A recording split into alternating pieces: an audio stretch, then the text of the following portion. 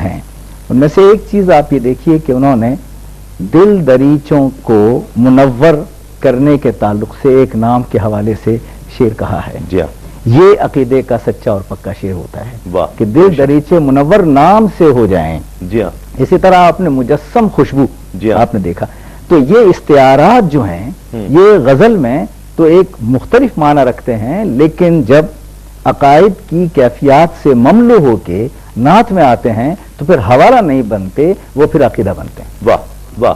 تو اس اعتبار سے یہ بہت اہم بات ہے کہ ان کے یہاں. پھر آپ یہ بھی دیکھیے ایک نازک سی منزل سے گزرنے کی کوشش میں کر رہا ہوں آپ کے ساتھ کہ آنکھ بنی کشکول، جی ہاں، یہ ان کا پہلا نعتیہ مجموعہ ہے. جی ہاں، ذرا نام دیکھیے، جی ہاں، کیا آنکھ بنی کشکول. واہ، پوری کیفیت اس کے اندر سموئی ہوئی محسوس ہوتی ہے. جب وہ کہا گیا تھا معروف ترین مصرع کہ آنکھیں میری باقی ان کا، تو اس میں کائنات کا ایک عجیب حوالہ آ رہا تھا، جی ہاں، چاہے وہ غزل کے حوالے سے ہو یا کچھ. جی ہاں، لیکن یہاں جب آنکھ بنی کشکول تو پھر یہاں بھیک مانگنے کے تعلق سے بصیرت بھی ملتی ہے، بصارت بھی ملتی ہے. واہ واہ، یہ عجیب بات ہے. جی ہاں، اسی طرح دوسری کتاب جو ان کی قوسین ہے، میں آگے عرض کرنے کی کوشش کروں گا کہ اس کا حوالہ کیا ہے. اور یہ مجھے شرف حاصل رہا ہے کہ میں نے آفتاب کریمی صاحب سے جب اپنے مضمون کے لکھنے کے بعد ان سے بات کی، انہوں نے مجھے فون کیا تو اس قوسین کے تعلق سے میں نے بات عرض کی تھی جو میں آگے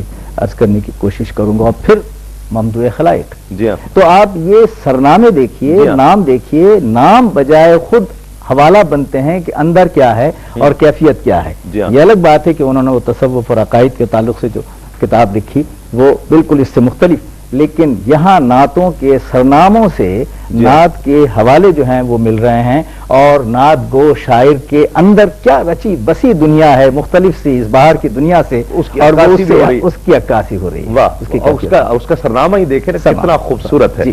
ایک آپ کے والد گرامی، اور مجھے بھی ان سے ملاقات کا شرف کئی بار حاصل ہوا. اور کیا کہتے ہیں، کیسے شخصیت کیسی تھی، بحیثیت والد کیسے تھے، سخت مزاج تھے؟ ذرا بحیثیت والد والد صاحب ایسے تھے کہ میں نے کئی جگہ میرا ان کے ساتھ جانا بھی ہوا، لیکن میں نے کبھی بھی ان کو کہیں پہ بھی ایسا غصے کا یا کوئی ایسا ان کو نہیں پایا.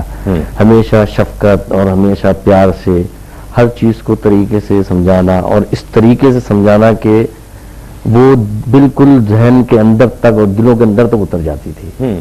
اور وہ چیزیں آج تک جو انہوں نے بچپن میں ہم کو بتائیں اور جس طریقے سے ہم کو سمجھایا وہ ہم آج تک نہیں بھول سکتے ہیں.